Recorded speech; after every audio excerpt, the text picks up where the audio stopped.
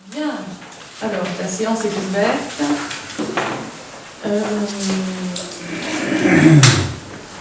Je propose de désigner Bruno Vermès comme secrétaire de séance. C'est le premier que j'ai vu. Les sous, c'est ça. C'est le seul qui faisait rien. Tu veux bien être secrétaire de Oui, séance? oui, oui. Tu n'as pas le choix. Bien. Avant d'aborder l'ordre du jour lui-même, je me permets de vous rappeler que nous avons été invités et nous étions représentés par Roger Pedeflous, M. Domenech et Denis Boupi pour recevoir à la remise officielle du label des villes et villages fleuris le 25 mars dernier à Dax pour recevoir la fleur que constitue ce label, la fleur qui récompense la commune pour le travail et le résultat qui est réalisé par nos services en particulier pour le fleurissement, l'entretien et la bonne santé environnementale de notre commune. Et également notre prix régional, celui-là que nous avons reçu, et qui récompense la qualité, nous avons dit, de l'aménagement de la route départementale 37 qui traverse tout notre village, la qualité des aménagements routiers pour la pacification de la route par une baisse de la vitesse et pour les aménagements floraux, la végétalisation, qui a été très apprécié par le jury qui s'était déplacé à Nazaire au mois de juillet, je crois, de l'année dernière. Une petite information toute récente, c'est que je vous avais parlé d'un projet de vente du presbytère, qui n'est pas possible de louer en l'état actuel pour des raisons de travaux à réaliser, et que nous avons tenté de mettre à la vente. Et il se trouve que nous avons en quelques jours un acquéreur potentiel qui est intéressé pour l'achat du bâtiment. Donc on en délibérera dans un autre conseil municipal, puisque je vous avais dit que si cela arrivait, qu'on avait une potentialité, bien entendu, on le votera au conseil municipal, mais là c'est arrivé tout dernièrement, je crois que c'était le lundi, et donc on n'avait pas le temps matériel pour vous en informer et ajouter ce point à l'ordre du jour. Une autre info, c'est vraiment pas du coq à l'âne, vous allez voir. Il s'agit de ce que le tribunal correctionnel a rendu son verdict le 25 mars dernier à propos du responsable de l'incendie du complexe communal à la place Mendes France. En ce qui concerne le volet pénal, ce dernier a été condamné à 1 an de prison, dont 6 mois de sursis probatoire, avec obligation de soins et d'indemnisation des victimes. Il lui est également interdit de paraître sur le territoire de la commune de Mazères-le-Zon. En ce qui concerne le volet civil de cette affaire, il a été condamné à verser au total aux locataires, c'est une enveloppe, 30 000 € pour le préjudice financier et 11 200 € pour le préjudice moral. Pour ce qui concerne la commune, ainsi que la communauté d'agglomération Auvergne-Pyrénées pour la crèche et le centre social, la condamnation civile a été reportée à l'audience du 26 janvier 2026. Le temps de terminer le chiffrage des dégâts, parce que c'est tellement colossal comme désastre que les assureurs, les assurés n'ont toujours pas fini d'évaluer la valeur, les montants des dommages qui ont été ainsi causés. Donc, nous repartons pour le 26 janvier 2026. Les victimes pourront bénéficier, compte tenu de l'insolvabilité du...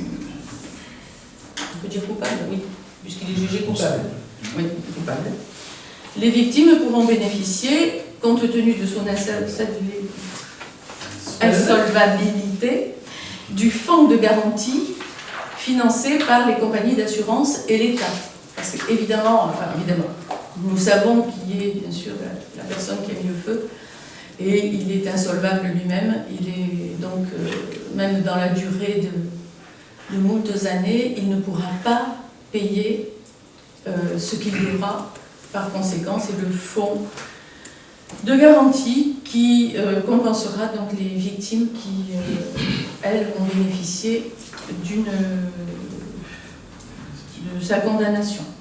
Voilà. Voilà pour les dernières nouvelles. Vous voyez, il y a de tout.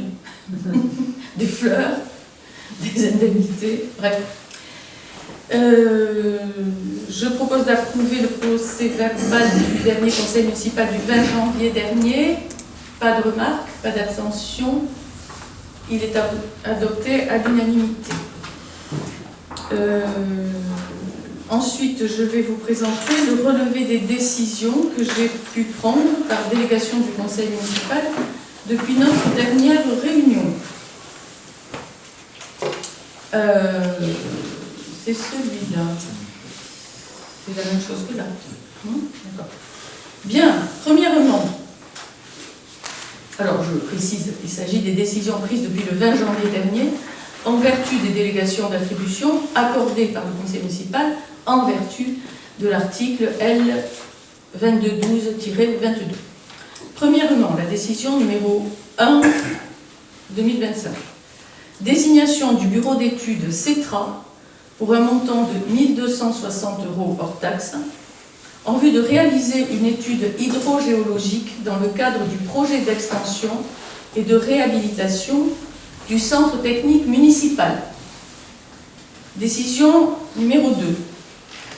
Décision de prolongation du contrat avec la société Bureau Veritas pour un montant de 1 080 € hors taxe en vue de la poursuite de sa coordination sécurité et protection de la santé des travailleurs pour une durée de 3 mois supplémentaires, compte tenu du retard qui a été pris par le chantier d'aménagement du centre-bourg.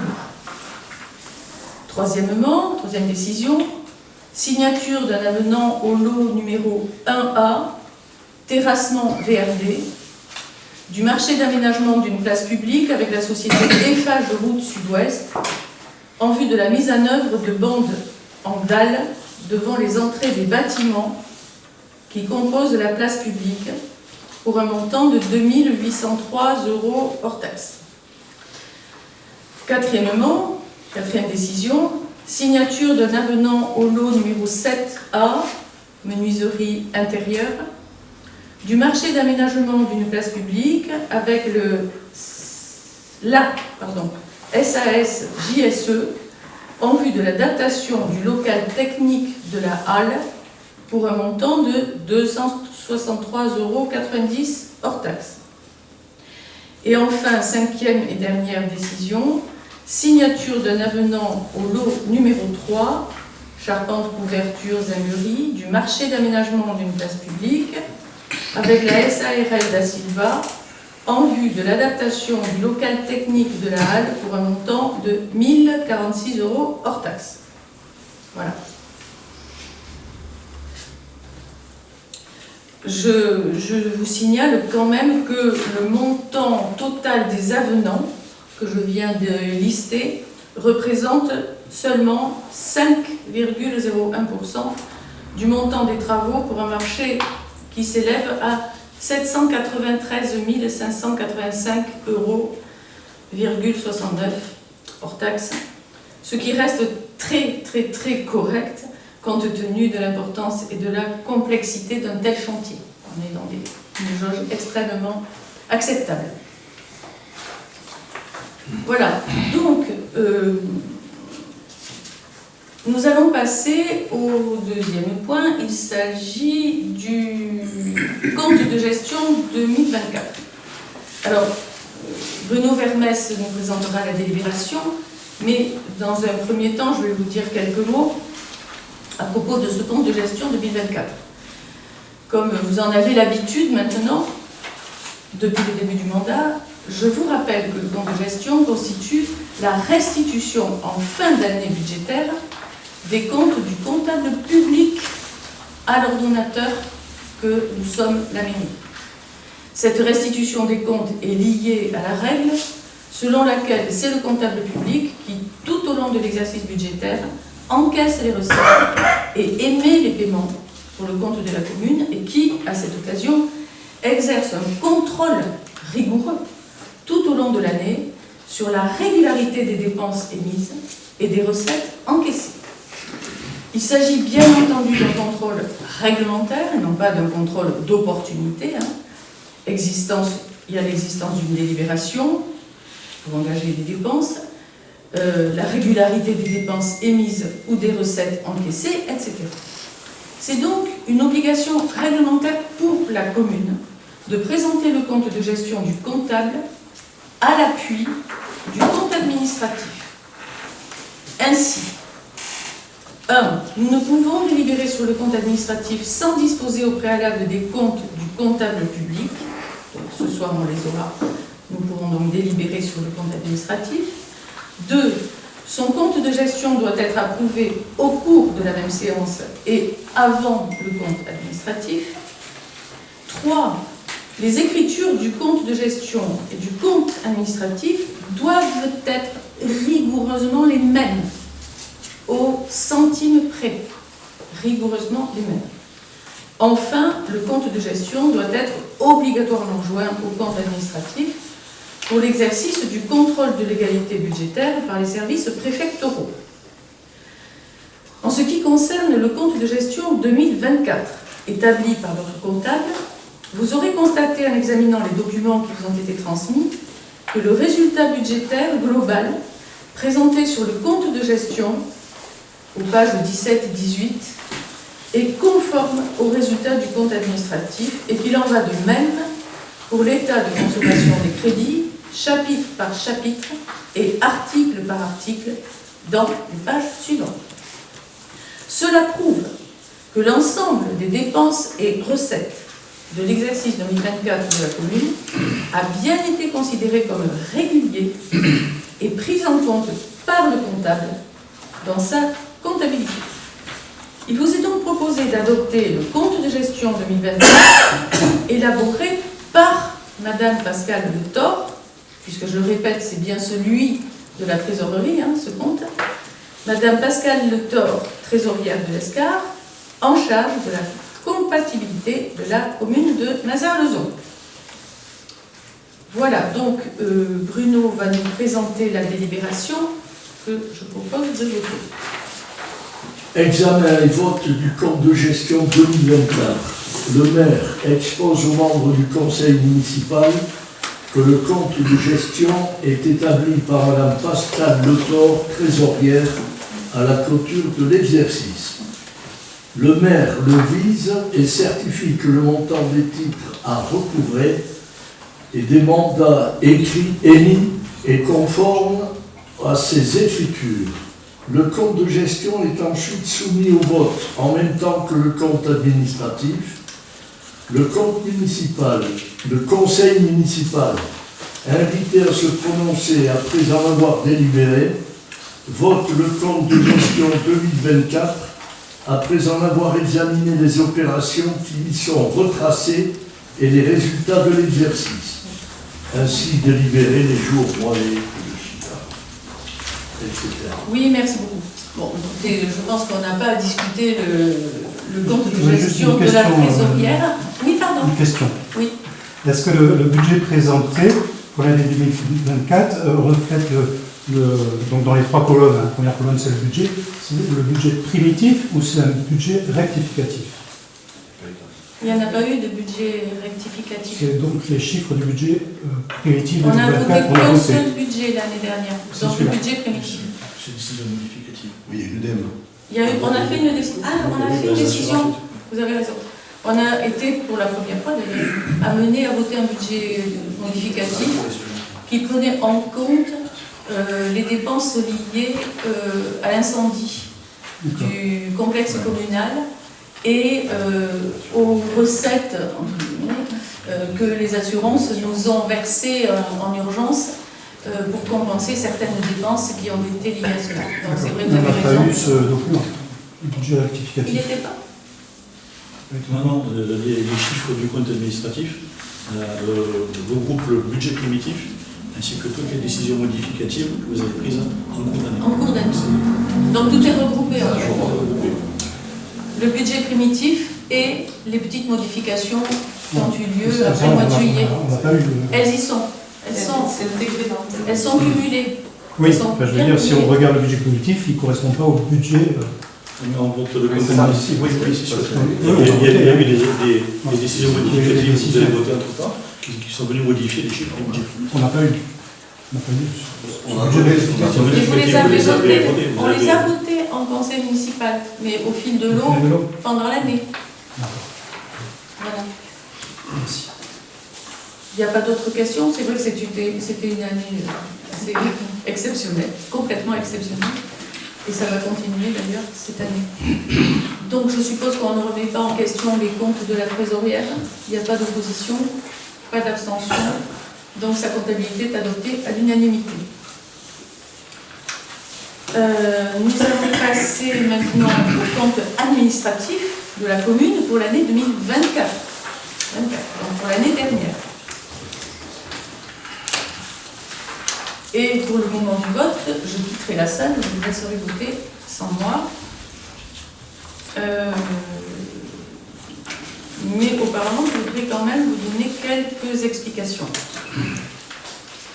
Un résumé de la gestion 2024, qui est détaillé dans le document budgétaire que vous avez entre les mains, en annexe du projet de délibération, vous avez bien reçu tout cela, et qui a été examiné dans le détail, ligne par ligne, lors de la commission des finances du 26 mars dernier. Il convient de noter que l'exécution budgétaire de l'année 2024 s'est réalisée dans un contexte économique toujours tendu. Cette année 2024 a été effectivement celle de la constatation de la forte dégradation des finances publiques qui va avoir des conséquences sur les collectivités, lourdes de conséquences, en termes d'efforts pour le redressement de la situation, du déficit et de la dette publique. Les premières tendances 2024 montrent que le bloc communal connaît une dégradation de sa situation, avec notamment une baisse de ses niveaux d'épargne brute et nette. Le recul de l'inflation se confirme avec une évolution de l'indice des prix à la consommation, harmonisé pour 2024 de 2% à 4,9%, à comparer avec 4,9% en 2023. Du point de vue communal, le budget 2024 avait été bâti en prenant en compte une évolution contrôlée des charges de fonctionnement, une stabilité de la fiscalité locale, impactée depuis 2 ans maintenant par la revalorisation des bases d'imposition par l'État, un programme d'investissement soutenu sans recours à l'emprunt. Ce programme que je peux résumer par la réalisation des jardins familiaux, la réalisation du projet structurant d'investissement du centre-bourg, qui aurait dû être livré en fin d'année mais qui a pris du retard. La place centrale est aujourd'hui réalisée et la première phase sera définitivement opérationnelle au mois de juillet. Également, nous avons la poursuite des économies d'énergie sur le complexe sportif afin de répondre aux exigences du décret tertiaire avec le relamping de la salle polyvalente après celui de la salle Courtois. Également, nous avons la poursuite de l'entretien de la voirie communale grâce à une enveloppe annuelle constante, modeste mais constante, à hauteur de 35 000 €. Et sans compter tous les petits investissements annuels en matière de mobilier ou sur les autres bâtiments communaux. Alors, le point noir, l'énorme point noir, je devrais dire, est bien évidemment l'incendie du complexe communal de la place Mendès France, qui a réduit à néant, à des cendres, non seulement les investissements conséquents qui étaient fraîchement consentis par la commune pour le centre social, dont les travaux venaient de s'achever à hauteur de plus de 600 000 € de travaux qui ont été réduits en fumée, en cendres, mais également ceux de la crèche réalisés en 2019 c'est vraiment pas loin du tout, ça fait 5-6 ans, pour un montant de 400 000 €. Sans oublier, pour élargir le point noir, la perte des revenus qui était liée aux locations des locaux, environ 50 000 € par an, qui sont pertes sèches et qui étaient fort utiles pour monter notre budget. Voilà, ça c'est un impact considérable. Donc voilà pour le contexte d'exécution de ce budget de l'année dernière. En ce qui concerne les dépenses réelles de fonctionnement, elles ont évolué de 6,02% par rapport à l'exercice 2023. Ce taux d'évolution est essentiellement lié à l'incendie, qui est venu engendrer des dépenses exceptionnelles et considérables pour la préservation du bâtiment sinistré. Si on neutralise ces dépenses exceptionnelles, à budget équivalent, l'évolution n'est que de 2,35%, soit à peine plus que l'inflation. Avec 1 263 801,89 €, les dépenses ont été réalisées à hauteur de 91% des dépenses des prévisions. Nous retrouvons ce taux de réalisation globalement au niveau de tous les chapitres budgétaires de cette section. Le taux de réalisation, dans le contexte économique défavorable actuel et les circonstances particulières liées à l'incendie, montre à la fois une bonne maîtrise des dépenses de fonctionnement et traduit également une prévision réellement sincère de nos dépenses. En ce qui concerne les recettes réelles de fonctionnement, recettes, cette fois-ci, je viens de parler des dépenses, elles se sont élevées à la somme de 1 636 720,55 €, hors résultat antérieur reporté de 1 284 787,73 €, soit une réalisation supérieure aux prévisions de plus 1,38% pour les recettes. Les faits marquants de l'exercice budgétaire, en matière de recettes, sont les suivants. Eh bien, des recettes stables, liées au fonctionnement des services, notamment les services périscolaires. Des rentrées fiscales un peu plus importantes que prévu, plus 1,16%. Une dotation globale de fonctionnement, qu'on appelle la DGF, vous savez, toujours en diminution, comme c'est le cas depuis presque 20 ans, 15 ans en tout cas, toujours en diminution, moins 1,22%. Une diminution sensible des revenus des locations des immeubles, je viens de le dire tout à l'heure, lié à l'incendie qui nous a privé du revenu de 7 appartements et du local commercial pendant 5 mois et demi, et qui aura des répercussions sur la structure des budgets à venir. Par contre, des recettes exceptionnelles, bien plus importantes que d'habitude, je les ai un petit peu évoquées à l'instant, plus 223,90% par rapport à 2023, mais qui ne sont que liées au remboursement par les assurances contractées par la commune en matière de sinistres et de risques statutaires, mais qui ne font que couvrir les dépenses déjà engagées et atténuer momentanément les pertes des recettes. Voilà. Donc, les recettes exceptionnelles sont vraiment exceptionnelles.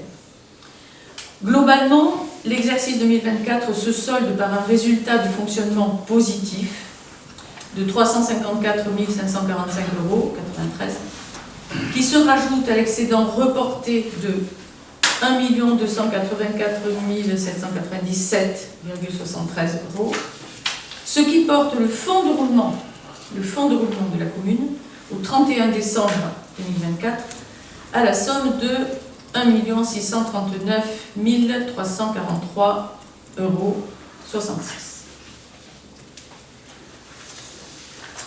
En ce qui concerne, pas que je me perde, c'est bon. En ce qui concerne l'investissement, on vient de parler de fonctionnement, parlons de l'investissement. Les dépenses d'investissement se sont élevées à 1 86 900,47 euros. Premièrement, la reprise du déficit d'investissement 2024 pour 535 238,22 euros. Deuxièmement, le remboursement du capital de la dette s'est élevé à la somme de 67 432,02 euros contre 60 595,23 euros en 2023. Cette augmentation entre ces deux chiffres correspond aux emprunts souscrits par Territoire d'énergie 64 pour le compte de la commune en vue du financement de l'enfouissement des réseaux dans le cadre des travaux de la pacification de la RD 37 qui furent exécutés il y a de cela déjà plusieurs années, mais on arrive au bout de ces financements. À noter que l'encours de la dette de la commune était au 31 décembre 2024 de 815 614 euros, soit une augmentation de la dette de 3,63% par rapport à l'année précédente 2023. Toutefois, la capacité théorique de désendettement actuelle de la commune est de 2,32 années, 2 années,32, oui, c'est tout petit, ce qui est un excellent ratio si l'on considère que la capacité de désendettement d'une collectivité en général ne doit pas excéder 12 ans, voilà, et que le ratio national des communes urbaines est en moyenne de 5,7 années. Et nous sommes donc à 2,32 années, 2 années,32, ce qui est un très bon ratio. C'est quand même des chiffres qui sont rassurants.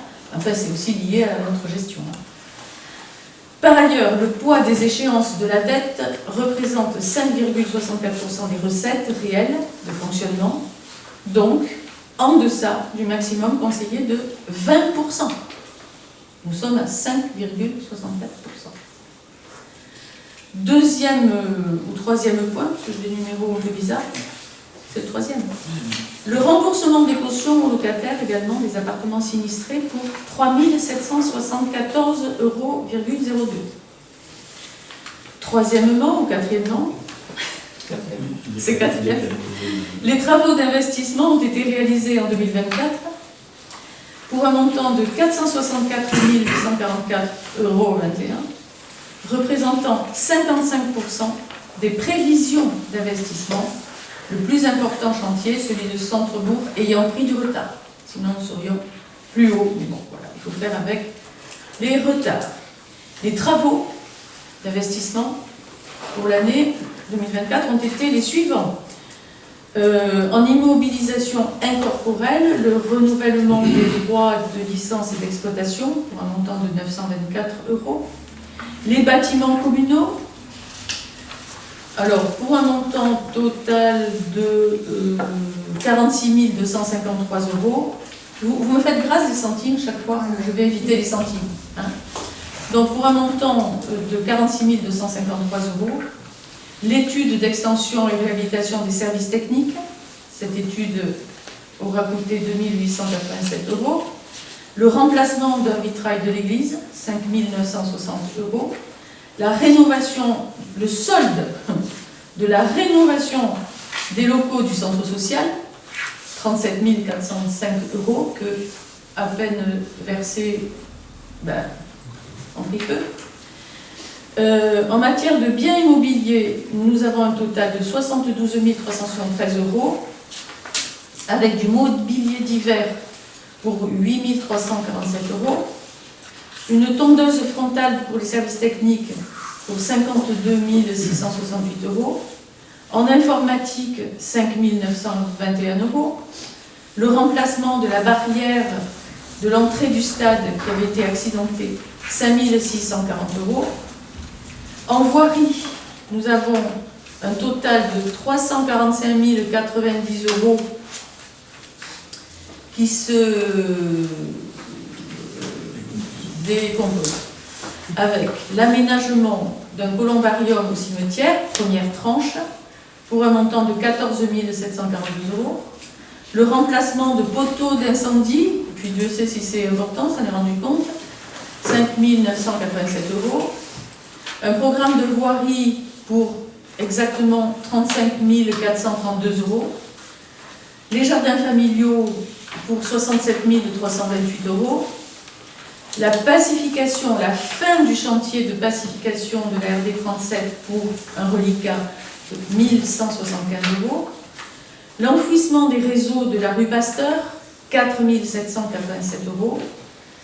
Le remplacement des câbles volés de l'éclairage public, les câbles de cuivre qui nous ont été volés pour l'éclairage public, 11 854 €, volés, donc remplacés. Et l'aménagement du centre-bourg, 203 782 €. Cinquièmement, au niveau des dépenses d'ordre, 15 612 € qui correspondent à la mise à jour en dépenses de l'inventaire de la commune.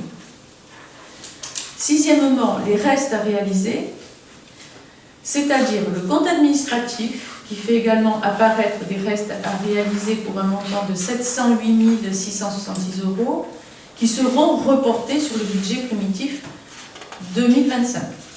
Ces restes à réaliser concernent les opérations engagées et non terminées suivantes: l'aménagement du centre-bourg, le programme de travaux de voirie 2024 et les travaux de rénovation de l'éclairage du terrain A7 du stade municipal. Pour les recettes d'investissement, elles se sont élevées à la somme de 1 178 620 €. L'affectation du résultat, qui permet de couvrir le besoin d'investissement 2023 pour un montant de 713 629 €. Les dotations FCTVA et taxes d'aménagement. FCTVA, c'est le fonds commun de la TVA. Voilà, le fonds commun. Compensation. Ah, c'est compensation. À force de dire les acronymes, on ne sait plus ce qu'ils veulent dire. Qui s'élève, merci. Un montant de 134 335.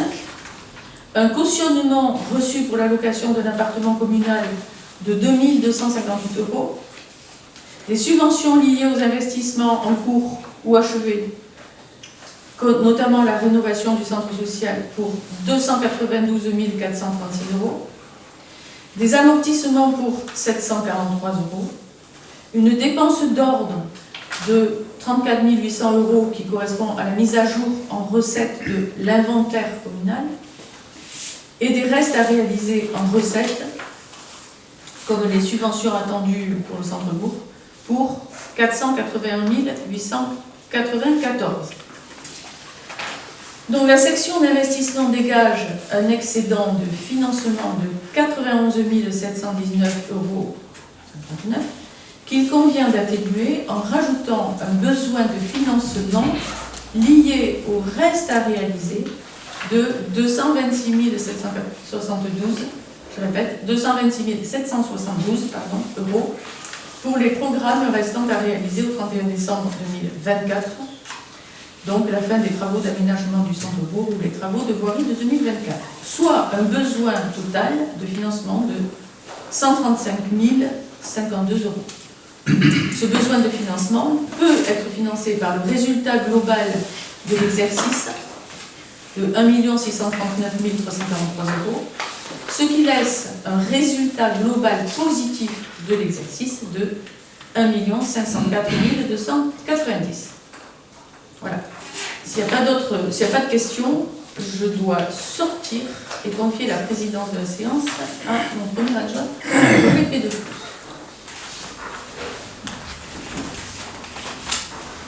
Je crois que je peux sortir.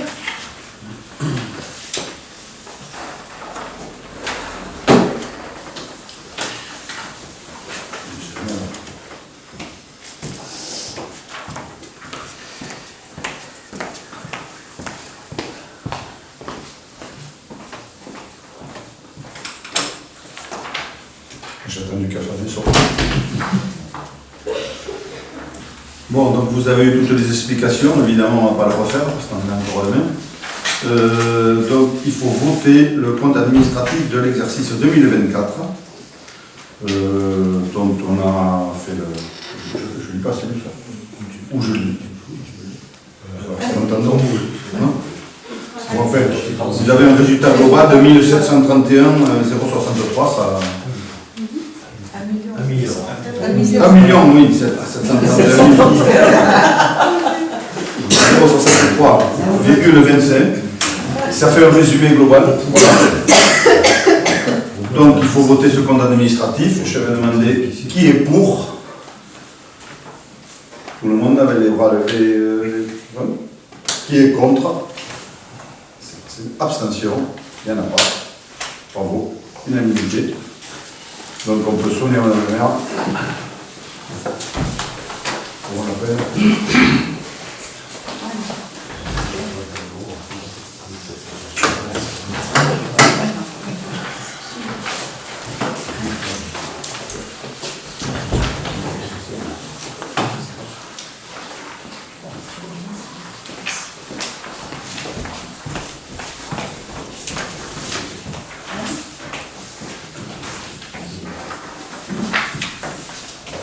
C'est fait, mes explications étaient très claires et rapides.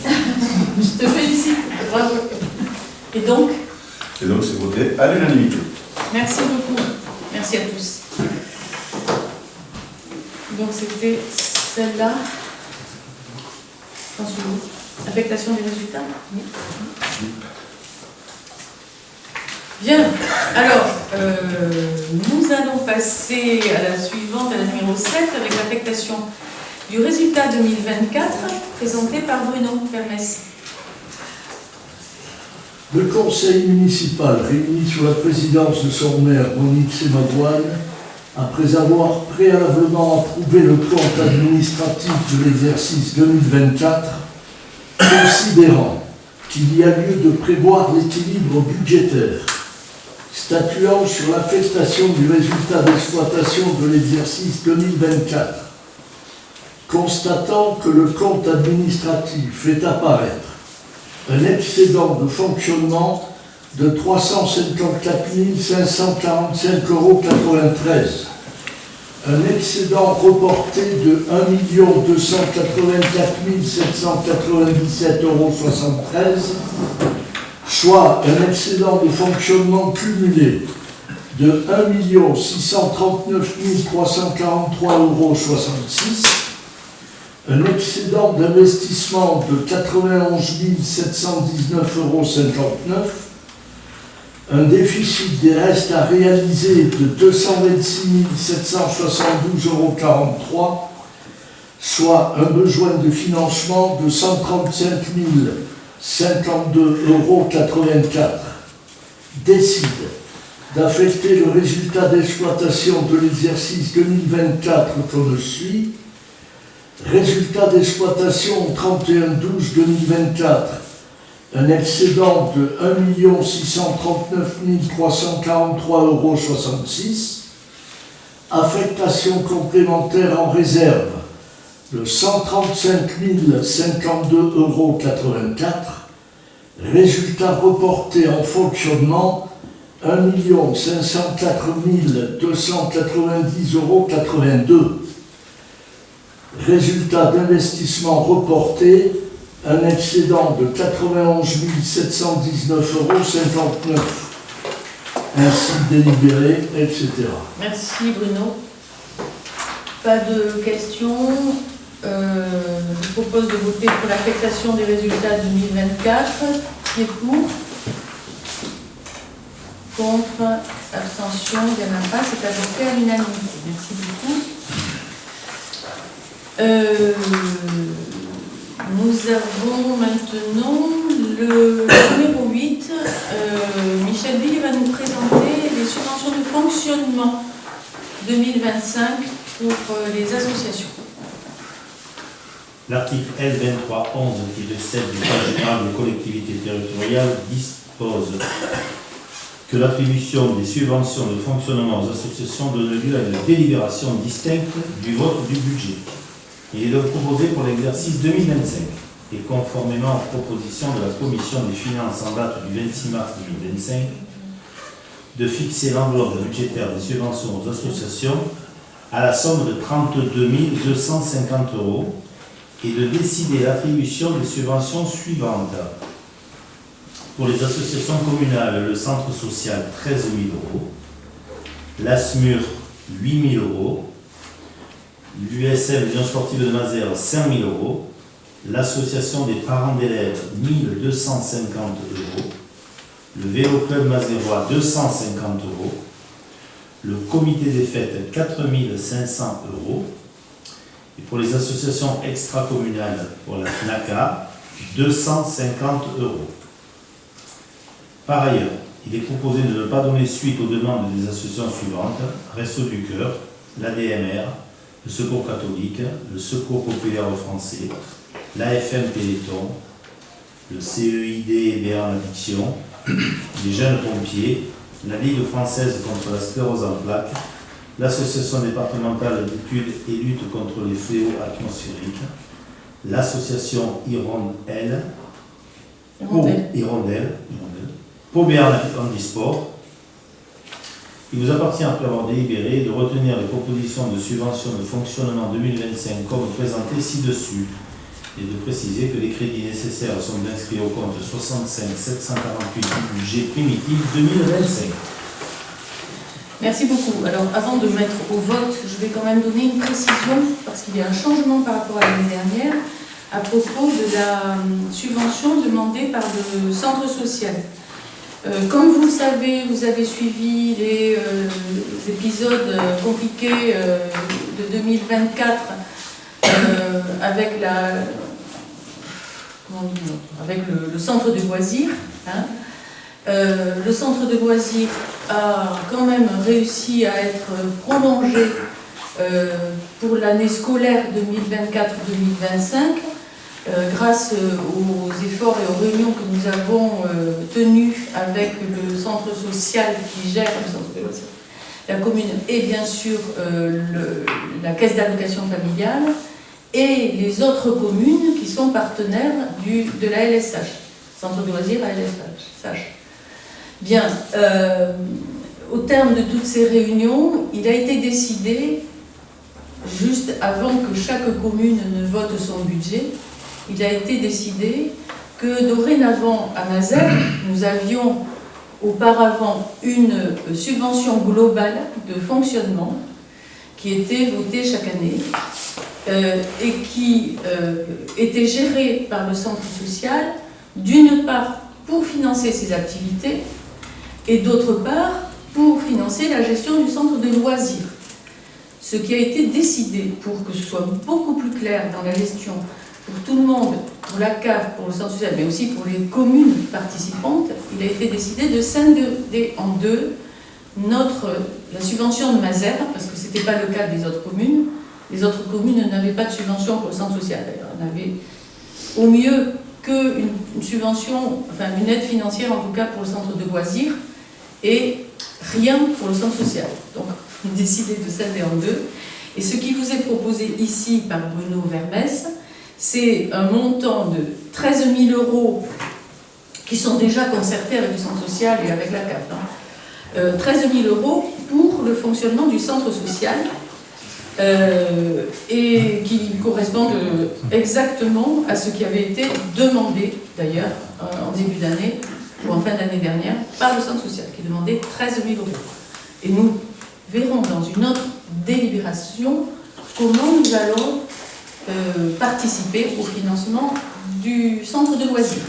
Voilà, c'est la petite précision que je voulais vous donner, parce qu'elle n'est pas détaillée dans la délibération, mais je crois qu'il était important de le préciser ici, parce que c'est quand même un changement notable dans la gestion du centre de loisirs. Est-ce qu'il y a des questions ?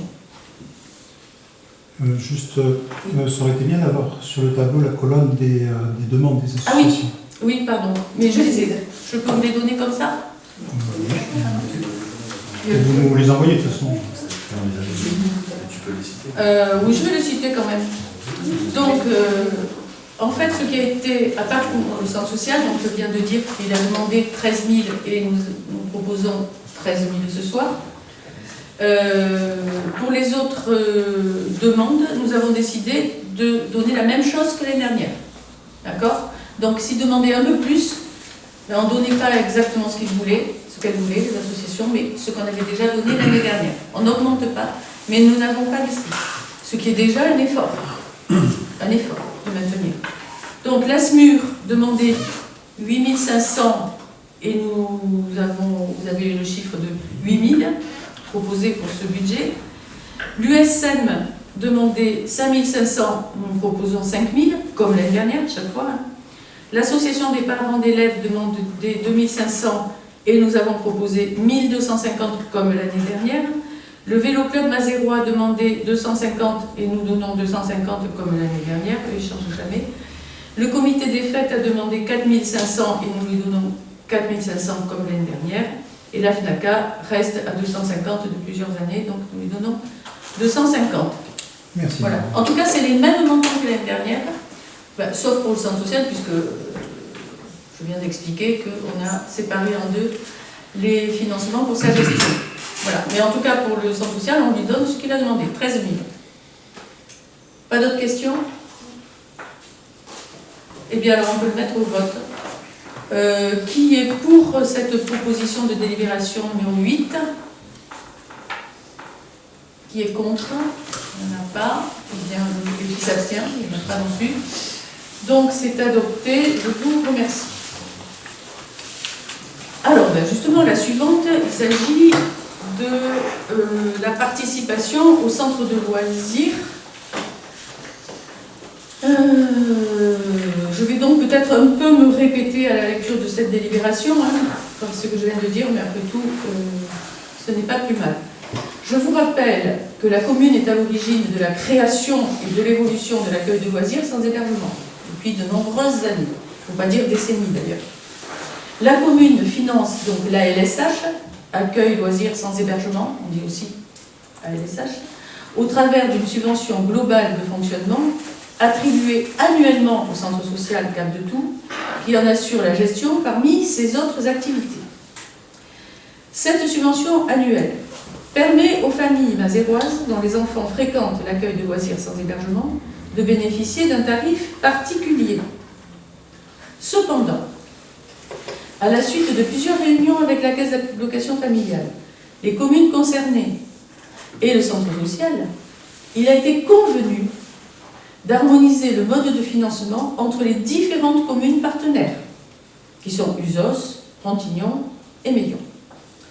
Il est donc proposé au conseil municipal de modifier le mode de financement de la LSH en attribuant, en lieu et place d'une subvention forfaitaire annuelle de fonctionnement, une participation financière sur le prix de journée calculé sur la réalité de la fréquentation par l'enfant. Autrement dit, un prix de journée par enfant. Par conséquent, il convient également de fixer le montant de cette participation communale pour l'année 2025. Pour mémoire, le montant de la subvention forfaitaire affectée au centre de loisirs pour l'exercice 2024 était de 20 000 €. 22 2024, c'était 22 000? Ah bon, pardon, alors. Je ne sais pas ce que vous avez, mais c'est 22 000. Était de 22 000 €. Cette subvention forfaitaire, ramenée à la fréquentation par les familles mazéroises, équivalait à une participation communale de 20 €, c'est pour ça qu'il y a eu un petit mélange, de 20 € par jour et par enfant. Ça, c'était l'équivalent. Dans les circonstances actuelles, le contexte général, mais pour tenir compte des difficultés de gestion du centre social, néanmoins, et afin de marquer la volonté de la commune dans son soutien au centre de loisirs, parce que la commune tient à apporter ce service à la population mazéroise, et aux parents en particulier, je vous propose d'augmenter sensiblement le montant de la participation journalière pour l'année 2025 à 23 € par jour et par enfant, au lieu de 20 € par jour et par enfant. c'est un très gros effort. C'est un effort qu'on aurait pu ne pas aller chercher.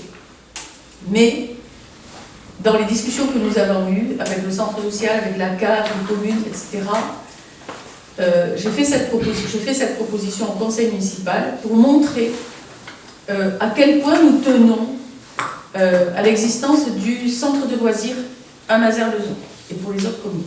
C'est un signal fort que nous voulons donner cette année pour la pérennité du centre de loisirs, même si nous savons que malheureusement ce sera insuffisant pour compenser le coût du fonctionnement du centre de loisirs.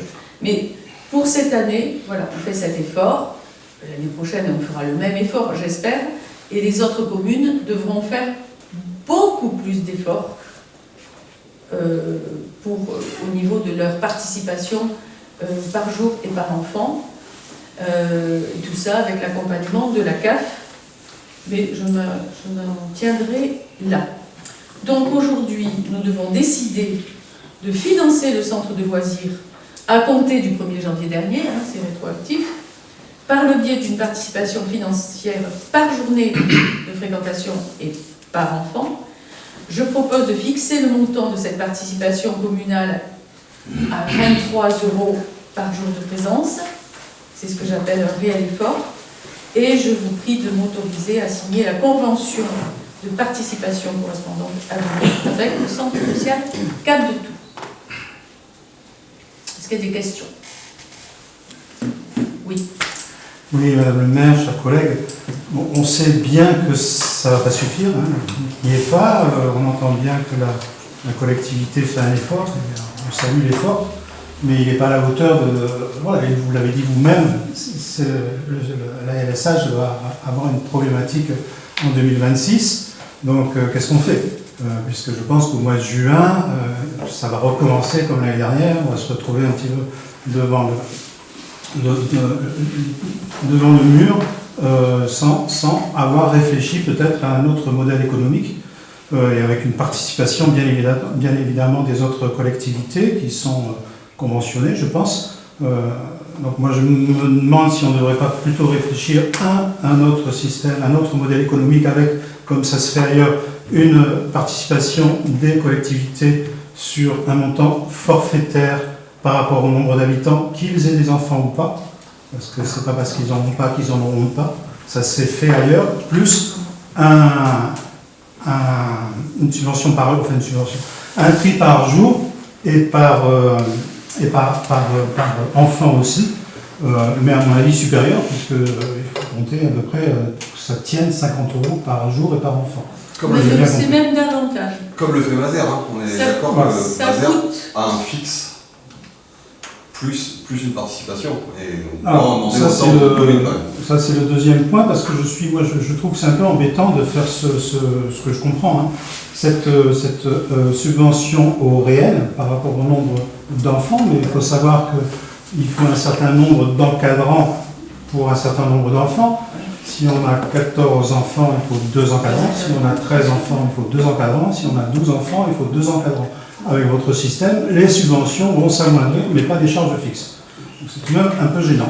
Et puis ça, moi j'ai l'impression que c'est plus une prestation de service qu'une subvention dans ces cas-là. Donc voilà, c'est les deux choses où j'aimerais bien avoir des explications, où on pourrait travailler ensemble pour essayer de trouver un autre modèle, réfléchir à ça. J'entends bien que la collectivité est attachée à son centre d'accueil, et nous aussi particulièrement, mais c'est pas viable pour l'instant, il faudra trouver une solution. Donc ça, je pense qu'il faut vraiment y réfléchir avec les autres collectivités, mettre en place des conventions, et puis voilà, et demander le bon prix, parce que là on n'y est pas, le compte n'y est pas.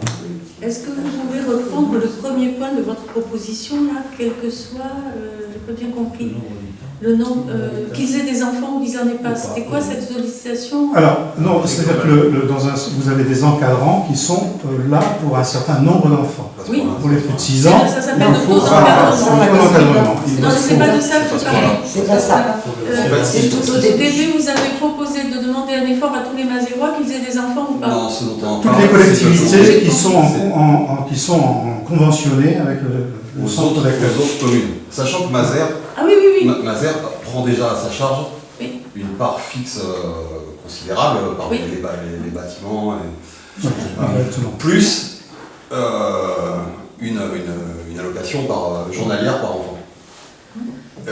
Les autres communes profitent de ce service juste à travers une allocation journalière. On sait que ça va dans le mur. Alors, Donc, Très bien. est-ce qu'on ne peut pas s'entendre avec les autres communes pour qu'elles aussi aient une charge fixe qui serait au prorata du nombre d'habitants de la commune?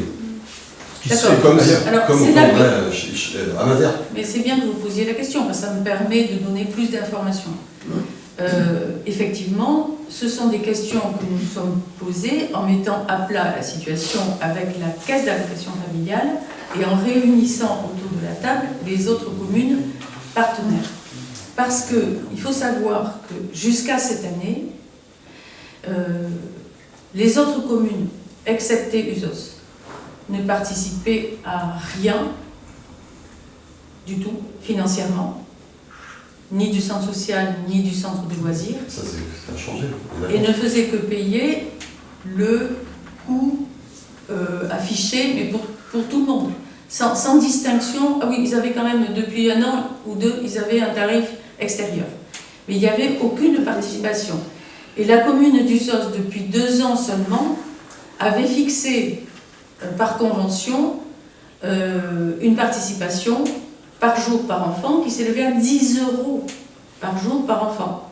C'est fort peu, mais c'était déjà pas mal, puisque les autres communes, le centre social, gestionnaire, ne leur demandait rien du tout. Ne demandait rien, ne faisait rien payer. Donc forcément, il y avait naturellement un déficit qui se creusait, pas seulement à cause de ça. Vous avez raison, il y a les coûts de fonctionnement, etc. Mais dans la mesure où les autres communes ne participaient pas du tout, quand on a fait ces réunions autour de table, ces communes qui ne participaient à rien, elles se sont rendues compte qu'elles auraient dû participer. Mais elles ne l'ont jamais fait spontanément, puisqu'on ne leur avait jamais demandé. Bon, alors là, pour passer de 2024 à 0 € par jour par enfant, à tout à coup une vingtaine d'euros, parce que c'est ce que la CAF nous a demandé aux communes. Il faut arriver à 20 €. 20 €, c'est le bon chiffre pour le moment. Bien. Nous y étions déjà à 20 €, contrairement à ce qu'on nous faisait croire. On baissait les subventions, que je sais pas quoi, etc. On était déjà au bon niveau. Bien. Eh bien, pour donner un signal, pour donner un peu, pour entraîner tout le monde, je vous ai proposé de passer à 23 €, quand même. Mais une commune qui est à 10 € par jour par enfant. Avec un nouveau mode de calcul quand même. Avec un nouveau mode de calcul. Les 23 € ne sont pas assurés. Enfin, les Bien 23 sûr. € sont assurés. par jour par enfant. Seuls les 23 € Si sont un assurés. enfant de moins, il y aura effectivement 23 € de moins par jour par enfant, mais s'il y a plus d'enfants, on l'ajustera aussi. Donc c'est quand même quelque chose de plus équitable. Ça crée un nouveau risque. Ce que je veux dire, c'est que donc la commune d'Uzos est passée de 10 à 15. 15. Certes, c'est très insuffisant, mais c'est un effort tellement énorme pour une commune qui gère un budget. Ça représente quoi pour Moi, je la comprends. avec le nombre d'enfants d'Uzos qu'il y a à l'année, ça représente quoi pour Uzos? On sait? Eh bien, il y a une vingtaine d'enfants. Uzos, c'est une commune plus petite que la Un nôtre. enfant, fois combien de jours? Fois 5 €? Mais Uzos, c'est pas les chiffres, enfin, peu importe. Non, mais pour savoir, vous dites que c'est un effort Mais considérable. ça double, enfin ça double pas, non. Ça passe de 10 à 15. C'est un effort considérable. Mais ça, C'est déjà un effort pour amorcer. Rien qu'en le faisant, la MSH va dans le mur. Donc c'est considérable, pas tant que ça, puisque de toute façon, c'est la solution. C'est toujours pas Alors, suffisant. D'abord, je vous reprends une seconde parce que la LRCF ne va pas, pour cette année, dans le mur. Parce qu'il y a un déficit, important, mais les communes vont faire des efforts, nous-mêmes on en fait un, les autres communes vont faire des efforts, pas jusqu'à 20 € parce qu'ils ne peuvent pas, c'est impossible en une année de doubler ou de tripler le budget, c'est pas possible, mais en espérant que l'année prochaine ils iront encore plus loin, puisque j'ai parlé d'Uzos, mais j'ai pas parlé de Meillon, qui passe de 0 à 16 € par jour par enfant, et de Rondignon qui passe de 0 à 15, je crois, euros par jour par enfant. Passer de 0, vous vous rendez compte? Mais Ils ça font veut des rien dire. efforts. Si on n'a pas le Donc, pourcentage ils par font des rapport au efforts. budget J'ai pas fini. de la commune, Je ça veut rien n'ai dire. pas fini. Donc les communes vont faire tous les efforts qu'elles peuvent et la CAF va aussi faire un effort considérable puisqu'elle va combler le déficit actuel. Voilà. Donc pour cette année, on va être bon. D'accord? Mais on n'a pas fini. On continue le travail et on va se retrouver, je crois, fin mai ou début juin pour continuer pour voir avec la CAF, avec ces communes-là, comment on va poursuivre le financement global, que ce soit de la LSH et du centre social. Parce que, pour cette année encore, le centre social lui-même n'aura qu'une seule subvention, celle de Mazères. Et pas celle des autres communes. Parce qu'on n'aura jamais demandé. Voilà. Donc là. Alors c'est à qui de leur demander? Et on a quel levier pour leur Mais demander? qui c'est qui gère Le centre social. Qui c'est qui gère le centre social? Francis Lang. Ouais. Qui gérait le centre social jusque-là? Le centre de loisirs jusque-là, c'était le centre social. Ok. Et on s'aperçoit que les communes ne participent pas à la bonne hauteur pour qu'on équilibre. Donc ce déficit-là structurel dont on parle depuis un moment, il y avait quand même des causes objectives.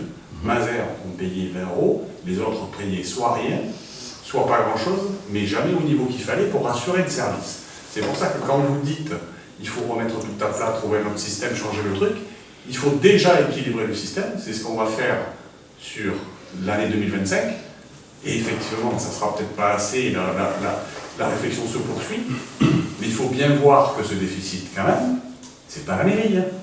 D'accord. Le centre social a quel levier pour faire payer les communes? À un moment donné, Je demande. D'accepter Une demande de subvention auprès des communes. aux autres Et collectivités. d'accepter Sinon, c'est une pas- demande. sinon ils refusent l'accès, c'est ça? Et le fait qu'elle accepte C'est les ça. enfants de la commune, c'est normal, c'est un service. Je cherche à comprendre. Oui, oui, oui. Et alors, ça partait très certainement d'un bon sentiment par rapport à ce que vous disiez sur le taux d'encadrement et compagnie. Il faut des enfants pour assurer un taux d'encadrement, la sécurité et compagnie. Mais en même temps, il fallait aussi demander aux communes de participer, ce qui n'a pas été fait.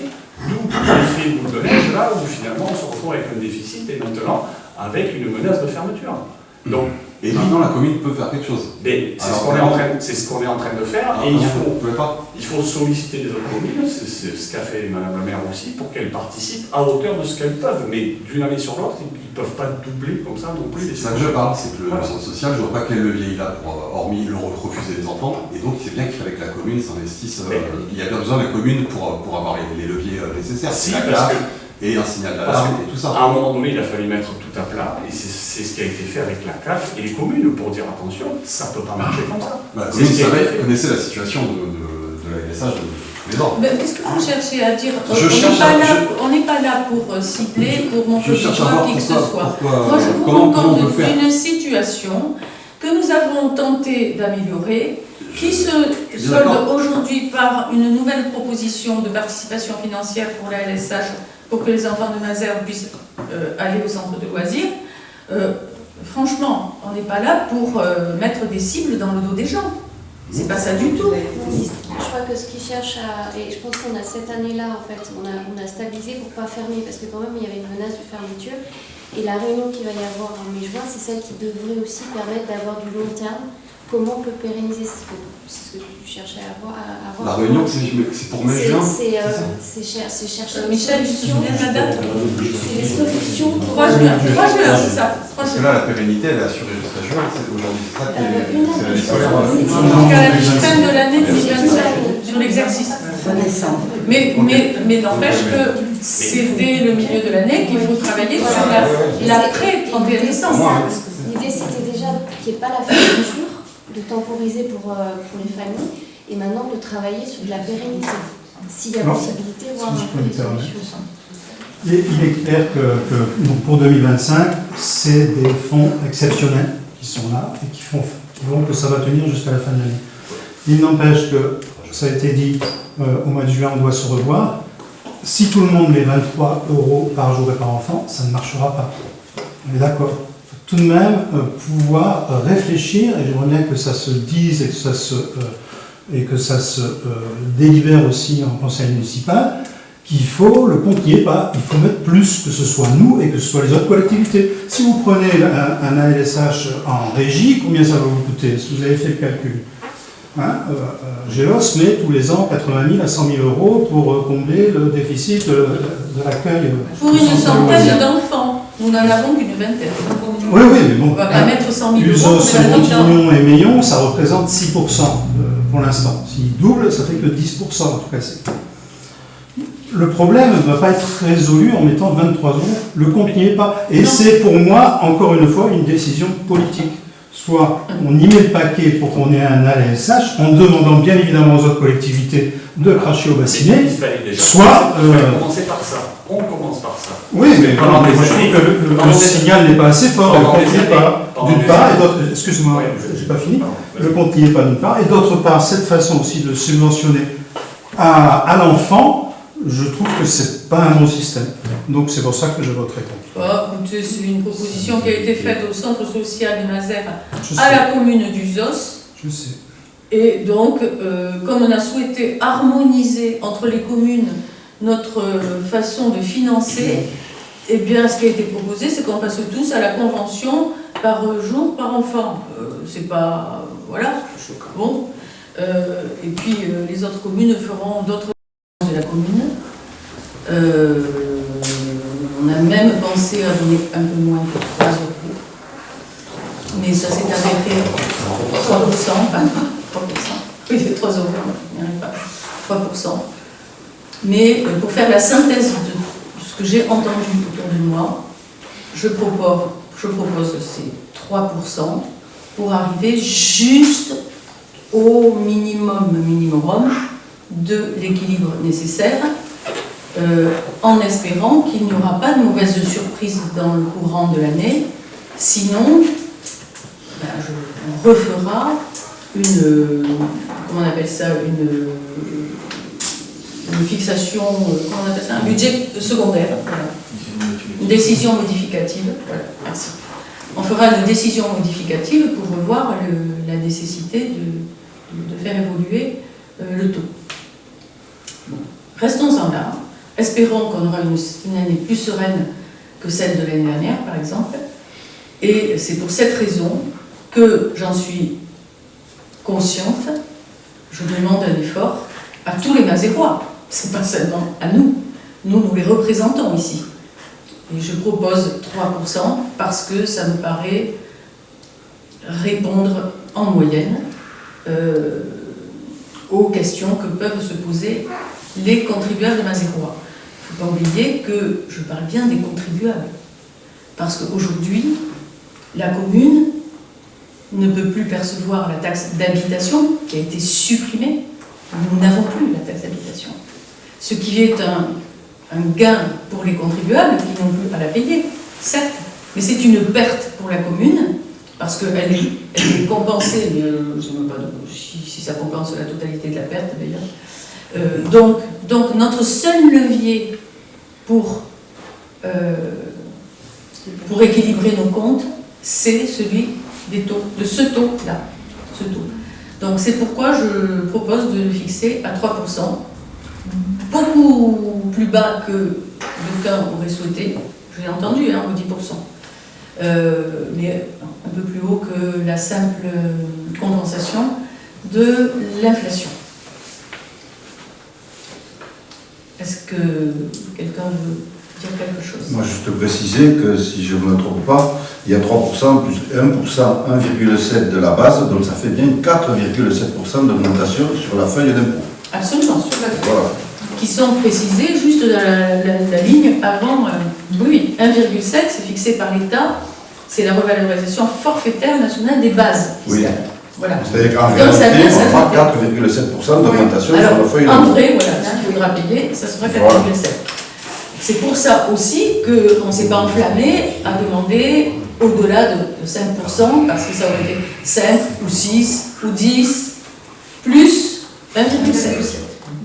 Voilà. Oui. Alors, puisque c'est 10. Moi, je pense qu'il faut avoir en effet une taxation, et je regrette en effet qu'il n'y a plus la taxe d'habitation. Je trouve que ce n'est pas très équitable. La taxe foncière, c'est sur les propriétaires essentiellement. Hein. Je pense que nos administrés, les Mazéroises et les Mazérois, peuvent peut-être payer un peu plus pour avoir plus de services. On voit combien le service privé peut nous coûter. La commune, les services publics ou parapublics ont un coût, et je pense que tout le monde, à mon avis, quand il réfléchit, préfère payer un petit peu plus et avoir un centre de loisirs et avoir des services différents et un peu plus de services. Moi, c'est ma philosophie. Donc je vous en fais part, et je suis pour en effet une augmentation, ce qui n'empêche pas que s'il y a des personnes propriétaires qui ont des petits revenus, parce que ça existe bien évidemment, il peut y avoir du cas par cas pour travailler sur ce genre de problématiques. Mais le taux d'imposition est fixé, les taux des taxes, aider d'une autre manière. le taux des taxes s'applique. Point. On ne fait pas du cas par cas. C'est quand vous recevez votre On peut feuille faire d'impôt, c'est des choix. quand vous recevez votre feuille d'impôt, on ne fait pas du cas par cas. Les impôts ne font pas du cas par cas. Vous allez quoi? Il Vous peut y allez avoir aller peut-être quoi? des compensations, ça se travaille tout ça. Ah oui. C'est des choix. Je pense, madame. D'accord. Oui, ça se fait par ailleurs. Ça se fait par ailleurs. Moi, je suis d'accord avec la philosophie globale de services publics et de services publics à la portée de tout le monde, mais des services publics efficients. C'est-à-dire qu'à un moment donné, on regarde exactement ce qu'on fait dedans, on budgète comme il faut et on tient les budgets. Voilà. Ça, Je suis d'accord. Voilà. Mais c'est important. Et la fiscalité, effectivement, le fait que la taxe d'habitation ait été abandonnée, quelque part, il y a une inégalité fiscale vis-à-vis des petits propriétaires qui, effectivement, si on les matraque aussi, mais ces gens-là, ça devient compliqué, quoi. Et effectivement, des gens qui ne sont plus taxés du tout en tant que locataires et qui auraient quelques petits moyens qui pourraient aussi participer au service Voilà, public. c'est participer à la commune, quoi, participer à la ville. Mais c'est un débat qui nous dépasse un peu. Mais voilà, moi, effectivement, là, on reste au minimum de ce qu'on peut faire. Et la situation est délicate, quoi. Le fait de ne pas pouvoir avoir ce levier-là, c'est pas simple. Dans le cas actuel, c'est les pauvres propriétaires, les plus bas, qui payent pour les riches locataires. Avec la tête. C'est vrai. C'est une pensée, oui. C'est une image bizarre, mais c'est bien vu. c'est la vérité. Oui. Donc sur l'augmente, c'est... Les jeunes locataires qui profitent de tous les services. Oui. Et certains, des fois, ils sont locataires par confort, ils volent bien l'habitation. Vous savez, moi, je suis contre la propriété. Je suis pour la propriété d'usage, pas la propriété patrimoniale. Oui, enfin bon. C'est ma vision. Moi, je suis pour la propriété. Vous êtes locataire actuellement? Mais non, il a l'usage de la maison de sa mère. Il habite. La propriété d'usage, c'est Voilà. avoir pour son usage, c'est le point barre, quoi. Nos usages changent en fonction de notre évolution de notre vie. Quand on a des enfants, quand on est tout seul, quand on a des parents, etc. Ça se fait, hein, C'est le cas des propriétaires des maisons. Ouais, enfin, la maison reste à la maison. Hein? Ben, ils sont Enfin, c'est propriétaires, notre- les enfants ont ça. Bon, c'est peut-être une Notre discussion. un autre sujet. Oui. Qui souhaite dire quelque chose ou est-ce qu'il y a d'autres questions encore à poser Bon. Alors on va mettre aux voix. C'est 3%.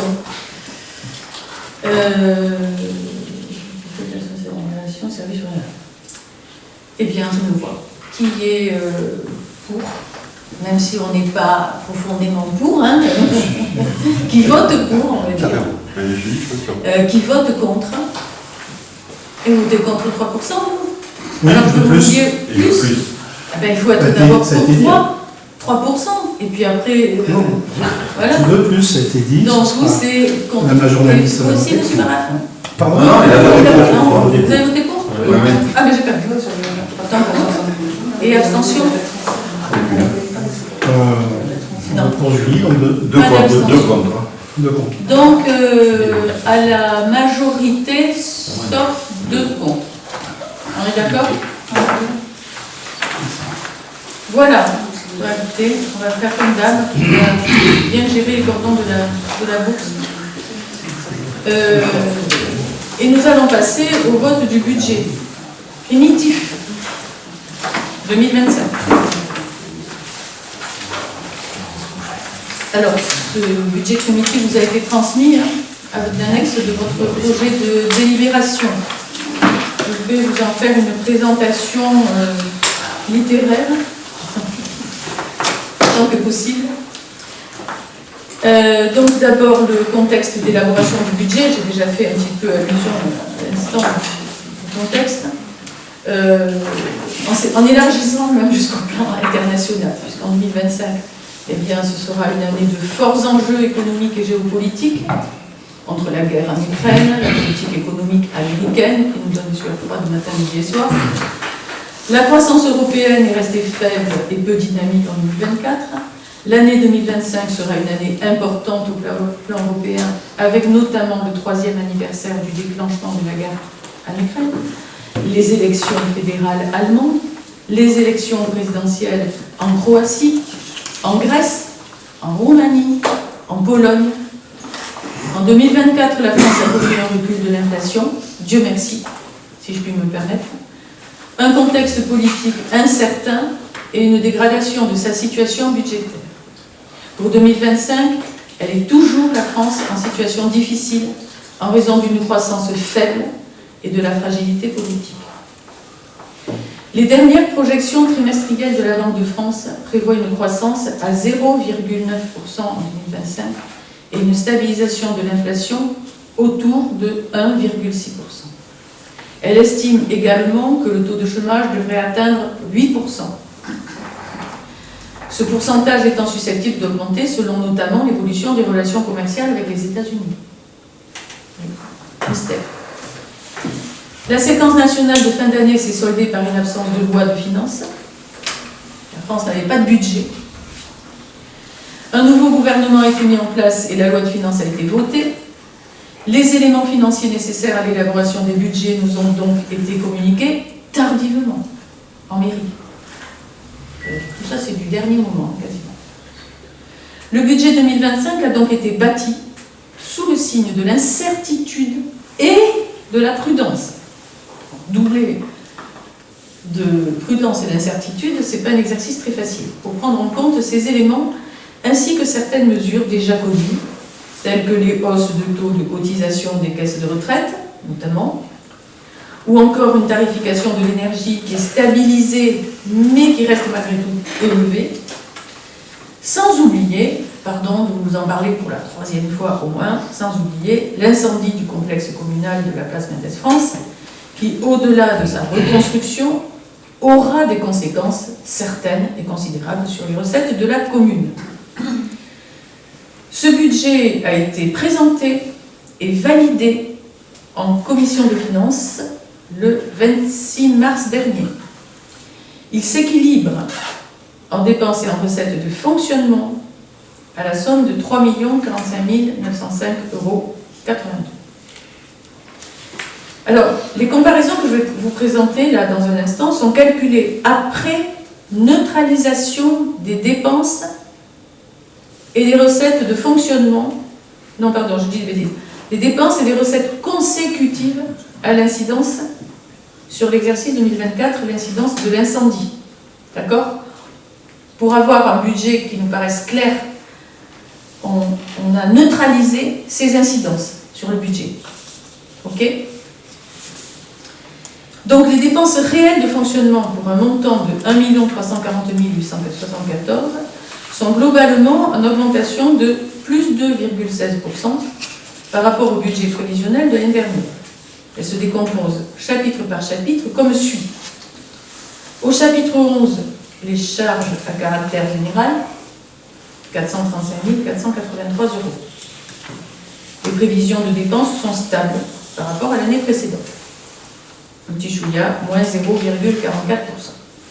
Au chapitre 12, les charges de personnel, plus 3,8%, 684 930 €. Ce chapitre 12 tient compte du glissement VDS technicité, comme on l'appelle le GDT, qui correspond aux avancements automatiques d'échelons et de grades du personnel en fonction de leur grille indiciaire. Il tient compte aussi du congé de longue maladie de plusieurs agents et des coûts de remplacement inhérents à l'absence.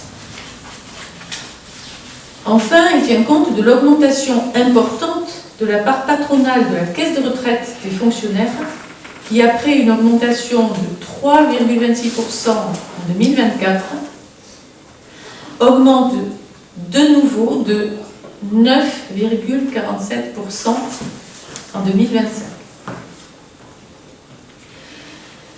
Au chapitre 14, atténuation de produits, 18 000 euros. Il s'agit là de la contribution communale à la solidarité intercommunale à destination des établissements publics de coopération intercommunale, les EPCI, comme on dit, les plus défavorisés. Parce que nous sommes riches par rapport à des collectivités défavorisées. Donc, nous participons à la solidarité à hauteur de 18 000 euros. Au chapitre 65, autres charges de gestion courante, 184 980. Les crédits prévisionnels sont en augmentation de 2,73%.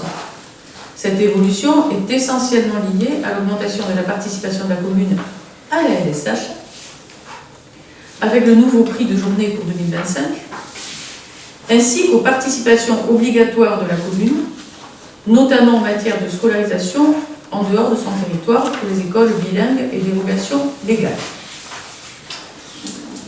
Au chapitre 66, charges financières 14 240 euros.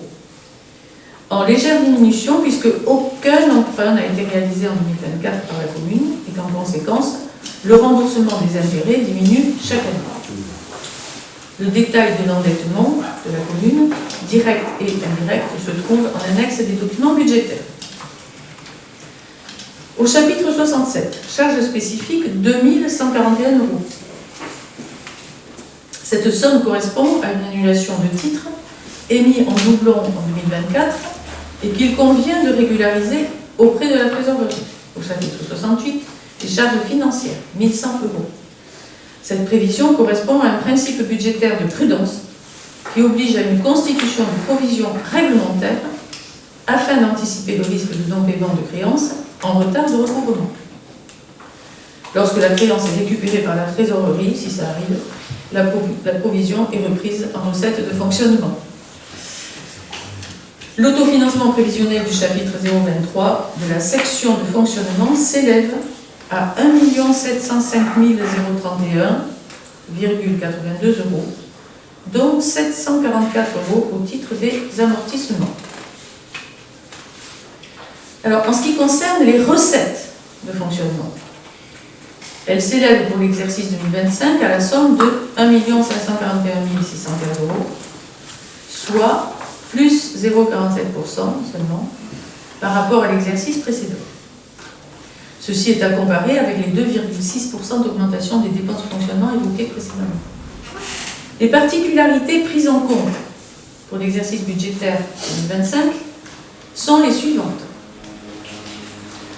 Une diminution constante de la dotation globale de fonctionnement attribuée par l'État, moins 6,53%. Également une incertitude liée tant aux recettes de la taxe locale sur la publicité extérieure que sur le fonds départemental de péréquation de la taxe additionnelle aux droits de mutation, qui peuvent fluctuer d'une année sur l'autre en fonction des transactions immobilières réalisées sur le département. La perte importante de recettes liée aux revenus des immeubles suite à la destruction des appartements de complexe communal, mais également de la fin du contrat de bail avec la Poste, qui tombe mal, qui tombe en même temps, et le relogement des services du centre social qui obère la location de ces locaux. Perte de 55 827 euros. Cette somme est compensée en partie cette année encore, par l'assurance, mais correspondra à une perte sèche à partir de 2026. L'augmentation également, l'augmentation uniforme de 3% des taux d'imposition en complément, alors là on passe dans ce qui va permettre d'équilibrer. L'augmentation uniforme de 3%. Des taux d'imposition en complément de l'augmentation des bases par l'État de 1,7% dans le cadre de la loi de finances pour 2025, afin de pallier tout juste, hein, la diminution des autres recettes que je viens d'évoquer, dont je viens de faire la liste. Des recettes exceptionnelles liées au remboursement des assurances statutaires et dommages aux biens, notamment le sinistre du complexe communal, qui reste élevé. Et le reste des recettes des services et du domaine demeure globalement stable par rapport à l'année dernière. Donc les recettes se décomposent comme suit. Au chapitre 70, le produit des services, en augmentation de 1,6%, 89 400 euros. Au chapitre 73, les impôts et taxes, 197 790 euros, montant identique à 2024. Au chapitre 731, imposition directe, 962 768 euros, pour un montant de plus 4,6 euros cumulé. Pour ça. Ah oui, excusez-moi, pour ça. C'est pour voir si vous suivez. Le chapitre 74, dotation et participation, 202 857 euros, soit moins 4,9% pour la DGF notamment. Au chapitre 75, le revenu du domaine, 86 780 euros, soit plus 2,7%. Au chapitre 76, les produits financiers, 20 euros. Au chapitre 77, les produits spécifiques, 1500 euros. Chapitre 78, reprise sur provision, 1500 euros. Donc ce budget permet de dégager un autofinancement brut prévisionnel de 200 741 euros. Cet excédent vient se rajouter aux 1 504 290 euros du résultat reporté des exercices antérieurs, ce qui donne l'autofinancement prévisionnel à 1 705 031,82 euros.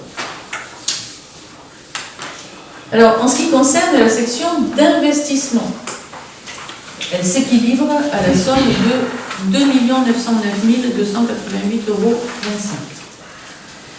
Les dépenses réelles seront consacrées au remboursement annuel du capital de la dette, pour un total de 70 400 euros, bien sûr, et, puisqu'il s'agit de la section d'investissement, aux travaux d'investissement que nous prévoyons en 2025. C'est-à-dire qu'on pourra tout faire, mais nous prévoyons pour 1 518 536 euros par emploi, qui se décompose comme suit. Entre les bâtiments communaux, les biens mobiliers ou incorporels, la voirie,